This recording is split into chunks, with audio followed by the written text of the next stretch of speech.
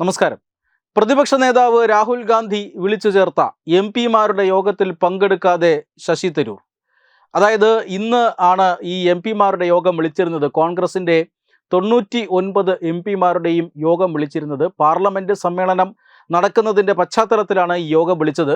Parliament സമ്മേളനം ഈ December 19 അവസാനിക്കാനിരിക്കുകയാണ്. ഈ സാഹചര്യത്തിൽ ഇതുവരെ പാർട്ടിയുടെ പാർലമെൻറ്റിലെ പ്രകടനം വിലയിരുത്തുക എന്ന ഉദ്ദേശത്തോടു കൂടി ഇനി അടുത്തുള്ള ദിവസങ്ങളിൽ എങ്ങനെയാണ് പാർലമെൻറ്റിൽ പ്രവർത്തിക്കേണ്ടത് എന്ന വിവരങ്ങളൊക്കെ ചർച്ച ചെയ്യാനായിട്ടാണ് പ്രതിപക്ഷ നേതാവ് രാഹുൽ ഗാന്ധി കോൺഗ്രസ് എംപിമാരുടെ സമ്മേളനം വിളിച്ചു ചേർത്തത്, യോഗം വിളിച്ചു ചേർത്തത്. എന്നാൽ അതിൽ നിന്നും ശശി തരൂർ വിട്ടുനിന്നു. ശശി തരൂർ മാത്രമല്ല, ചണ്ഡീഗഡ് MP മനീഷ് തിവാരിയും വിട്ടുനിന്നു. ഇവർക്ക് രണ്ടുപേർക്കും ഇപ്പോഴത്തെ കോൺഗ്രസ് നേതൃത്വവുമായിട്ടുള്ള അഭിപ്രായ വ്യത്യാസം, അവരുടെ വ്യത്യസ്ത നിലപാടുകൾ ഇതെല്ലാം തന്നെ നമുക്ക് വ്യക്തമായി അറിയാവുന്നതാണ്.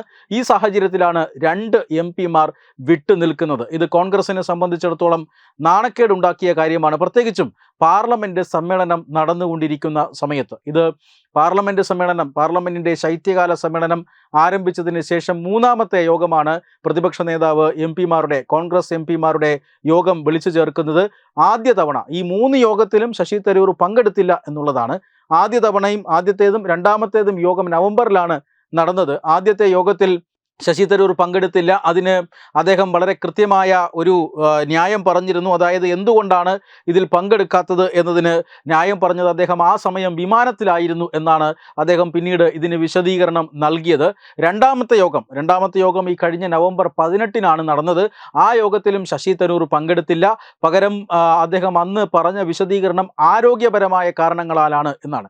തനിക്ക് വലിയ സുഖമില്ല, അതുകൊണ്ട് തന്നെ ഈ യോഗത്തിൽ പങ്കെടുക്കാൻ കഴിഞ്ഞില്ല എന്നാണ് ശശി തരൂർ വിശദീകരിച്ചത്. പക്ഷേ അതിന് തൊട്ട് മുന്നിലുള്ള ദിവസം പ്രധാനമന്ത്രി നരേന്ദ്രമോദി പങ്കെടുത്ത ഒരു ചടങ്ങിൽ ശശി തരൂർ പങ്കെടുക്കുകയും ചെയ്തിരുന്നു. 3ാമത്തെ യോഗമാണ് ഇന്ന് നടന്നത്.